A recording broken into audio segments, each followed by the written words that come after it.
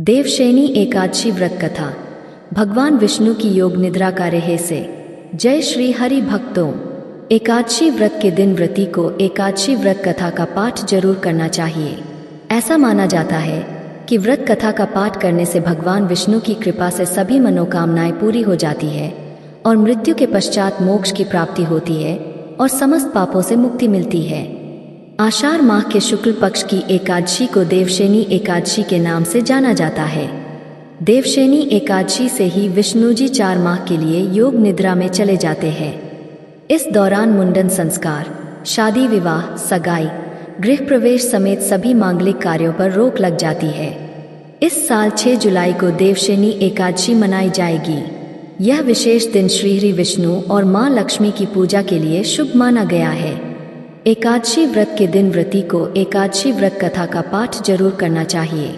ऐसा माना जाता है कि व्रत कथा का पाठ करने से भगवान विष्णु की कृपा से सभी मनोकामनाएं पूरी हो जाती है और मृत्यु के पश्चात मोक्ष की प्राप्ति होती है और समस्त पापों से मुक्ति मिलती है। देवशयनी एकादशी की व्रत कथा। देवशयनी एकादशी व्रत कथा। देवशयनी एकादशी व्रत कथा का वर्णन खुद भगवान श्री कृष्ण ने किया है। शास्त्रों के अनुसार भगवान श्री कृष्ण ने इस वृतांत को धर्मराज युधिष्ठिर को सुनाया था।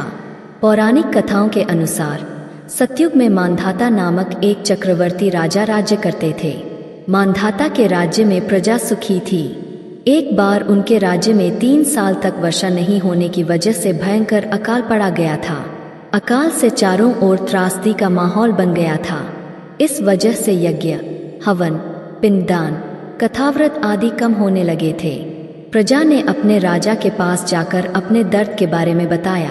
राजा इस अकाल से चिंतित थे। उन्हें लगता था कि उनसे आखिर ऐसा कौन सा पाप हो गया जिसकी सजा इतने कठोर रूप में मिल रहा था। इस संकट से मुक्ति पाने के उद्देश्य से राजा सेना को लेकर जंगल की ओर चल दिए।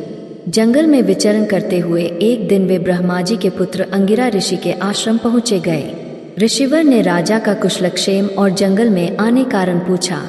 राजा ने हाथ जोड़कर कहा कि मैं पूरी निष्ठा से धर्म का पालन करता हूँ, फिर भी मैं राज्य की ऐसी हालत क्यों है? कृपया इसका समाधान करें। राजा की बात सुनकर महर्षि अंगिरा ने कहा कि यह सतयुग है। इस युग में छोटे से पाप का भी बड़ा भयंकर दंड मिलता है। महर्षि अंगिरा ने राजा मांधाता को आषाढ़ माह के शुक्ल पक्ष की एकादशी का व्रत करने के लिए कहा। महर्षि ने कहा कि इस व्रत के प्रभाव से अवश्य ही वर्षा होगी। महर्षि अंगिरा के निर्देश के बाद राजा अपने राज्य की राजधानी लौट आए। उन्होंने चारों वर्णों सहित पद्मा एकादशी का विधि पूर्वक व्रत किया, जिसके बाद राज्य में मूसलधार वर्षा हुई। ब्रह्मा वैवर्त पुराण में देवशयनी एकादशी के विशेष महत्व का वर्णन किया गया है। मान्यता है कि देवशयनी एकादशी के व्रत से भक्त की समस्त मनोकामनाएं पूरी होती है।